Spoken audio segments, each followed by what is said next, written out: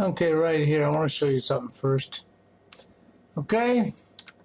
Why did nobody save him? Boy 10, who called 911 twice to report abuse, is found bound, gagged, and beaten to death by his stepfather.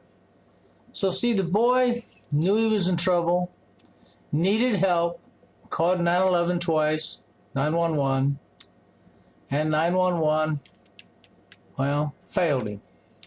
Let him down. There's a lot of great things. Like, I really enjoy the warfare. We'll turn this down because we don't need commercials. You know, they always shove commercials on you, so we'll just turn that part off. Okay? Wait for the commercial to be over. We'll watch the report.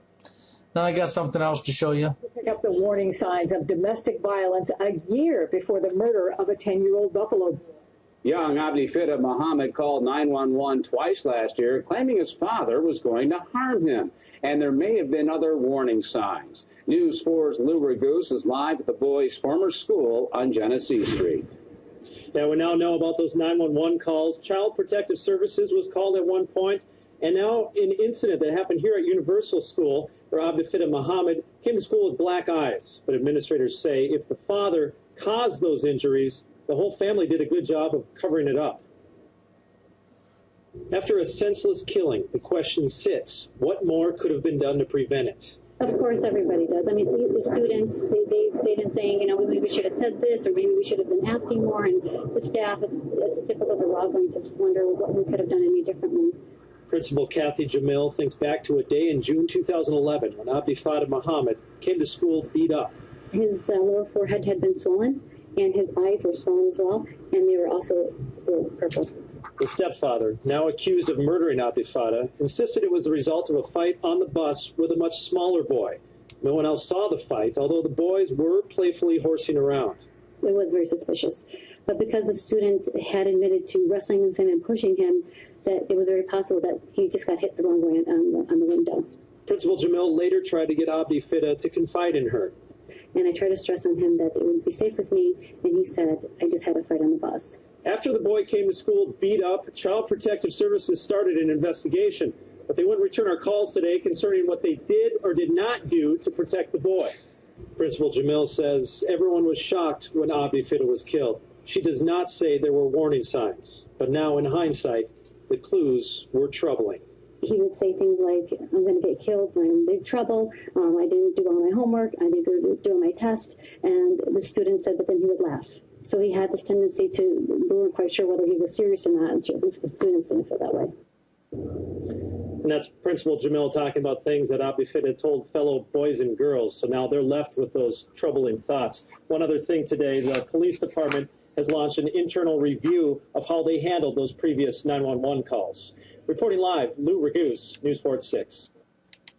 So you have to wonder, huh? Weekday mornings, wake up with me. No, we're going to shut you off. You have to wonder, okay, how come it is that this boy could call 911 twice and nobody give a shit? Okay? How come it is? We could understand, okay, at the school, the boy was blah, blah, blah. Maybe, you know, he was terrified to tell the truth because afraid, well, what might happen to him if he told the truth by the dad at home? That's right. But when he called 911, okay, looking for help from 911, at that point, he should have had help, shouldn't he? Shouldn't he? Well, let's see if he should have had help or not. In the downriver city of Lincoln Park every year, people dial 911 more than 14,000 times. And let's make it clear right up front, those emergency calls are generally very well handled. But that doesn't make what happened to Adrian Ledesma any less shocking. I was really scared because, you know, it's my dad, and he fell. He was not supposed to fall like that. His fall was so frightening because he was just 3 weeks out of the hospital where he underwent brain surgery, and suddenly he's on the kitchen floor, unconscious and shaking with a severe seizure. I was scared. Like, I don't know, I was freaking out. So this 17-year-old grabbed her phone and dialed 911. She says she got no quick answers, so hung up and called again. Now, you know those emergency calls are recorded, but did you know the recording starts even before the call is answered? So you can hear her near panic when again she can't get an immediate answer, blurting out the F word just as the call is picked up. 911. I need an ambulance. But the Lincoln Park cop who takes the call admonishes her and only makes her more frantic. Well, okay, first of all, you don't need to swear over 911. Okay. And slow down. Ambulance. You haven't had a chance to tell him how serious this is, right? And he's already hung up the phone. Well, I thought my dad was going to die. I was really scared. So you called back. 911. Are you going to give me an ambulance? Are you going to swear again, you stupid? Are we going to Huh? No, you're not going to one. Your dad's still on the floor. Well, I'm thinking he's seriously hurt because he's still having a seizure, and it's a really long seizure. And I'm thinking that I want to, complain about this guy because he shouldn't be hanging up on me. So she calls back a third time. 911. I just want to know what's your name because you're getting sued. Good. What is it? Good. Good for you, because you're a buffoon. After wasting more than 6 minutes, the cop finally called the rescue squad. There it is. I kept getting a 911 call from this filthy mouth girl that wanted a rescue. I never found out what it was, and I was never able to transfer it over to you. And that's the same story he told on the police radio when he dispatched the squad car to the house. I kept getting 911 calls from this girl, hostile girl, requesting a rescue. No idea what it's for. I couldn't get through her comments. Meanwhile, Adrian left her older brother to tend to her dad and rushed a few blocks here to police headquarters to demand help and file a complaint. By now, she was even more agitated, more profane, and louder when the cop greeted her with this. Are you the girl with the foul mouth? And I said, yes. And then he came out from the back and then put me in the back room and then arrested me. That's right. She was cuffed and cited for disorderly conduct and abusing 911, a charge that doesn't even exist. So, who is this officer who so badly mishandled such an important job? He's Sergeant Robert McFarland, a 20-year veteran of the department and a man who did his best to avoid public accountability for what he did here. Sergeant, get out of here. Help us understand. Get out of here. What were you thinking? No comment. What were you thinking, sir? You put a life in danger. You put the taxpayers at risk. The officer, who makes at least $62,000 a year, has publicly said not a word at all about his conduct that day, while his boss has not ducked responsibility. Lincoln Park's chief of police, Tom Carnes, not only agreed to be interviewed, he was refreshingly candid and made no excuses. It's not the station's finest moment, I will tell you that. The chief frankly admits, my guy screwed up on this. But still, he says he just can't explain why it happened. He never once asked her, what's wrong?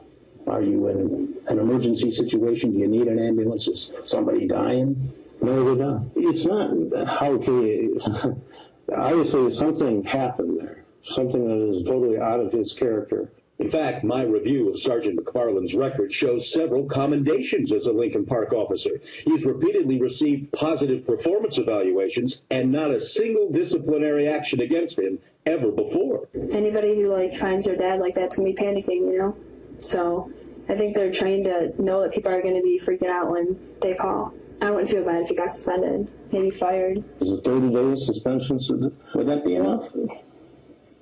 I think it may be something where he will lose time over, and he will have training, but he'll have his job. Yes.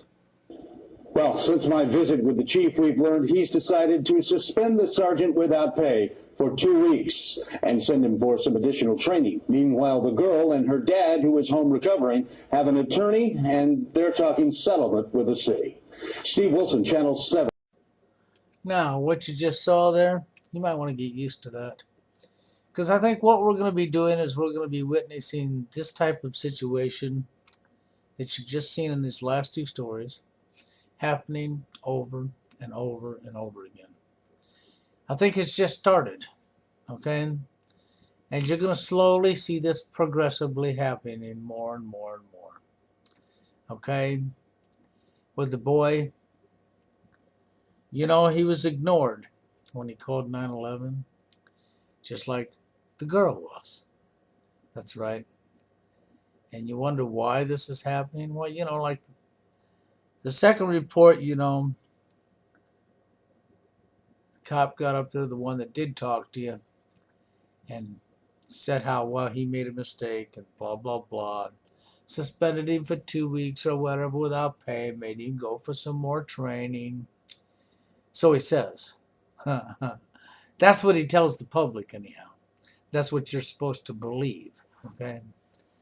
Well, that's because he knew with the outcry he had to say something, okay? That's what it was really about. He had to say something, okay? That's what that comes down to. But the real reason that we're going to see this happening more and more is for the same reason that we have a phony war on terrorism, for the same reason that 9/11 happened and that our government could put a stop to the investigation. That's right, so that you could never find out without 100% proof, even though we all pretty much already know the truth. They're not going to let the truth come out. Because, see, we've allowed our government to get too big, out of control. We are allowing them to go after our rights. Every year in the United States, we lose more and more rights. Not only do we lose more and more rights every year here in the United States, okay, we are repeating history to a T. Absolutely perfect how we repeat history, and nobody cares. You know, just like the division amongst the genders that's been created deliberately by your government. This is what you have with law enforcement. See, because law enforcement is being controlled by the government. That's right. Law enforcement's jobs now today is to protect criminal corporations and government. It's not to protect and serve the people. It's to protect and serve corporations and government. Fuck the people. That's really what law enforcement's about in today's society.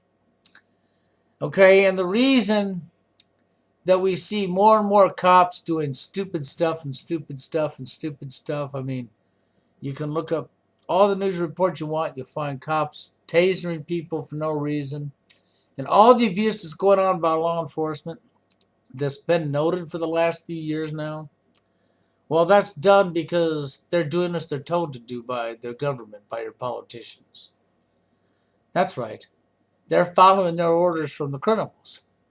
Rather than doing their job and arresting the criminals, they're taking their orders from the criminals. You know, it's like Illinois. You know, they can film you all day long. But if you film them, law enforcement, you're getting arrested for a felony. But they'll arrest you because they think they're above the law. See, that's why you're seeing this going on. And that's why I said we're going to see a lot more of this. This has just started. And this ain't going to stop. Nope, it ain't going to stop. Okay, there's only one way it can stop. And you people don't want it to stop because you love your division. You love to fight one another. So I hope you enjoy World War III. I hope you enjoy watching millions of people die. Because after all, it is what you want, right? And get used to seeing this happen with 911. Because after all, they're not there. 911, 911's not to protect and to help the people. They're there to help the corporations and government, not us, the people.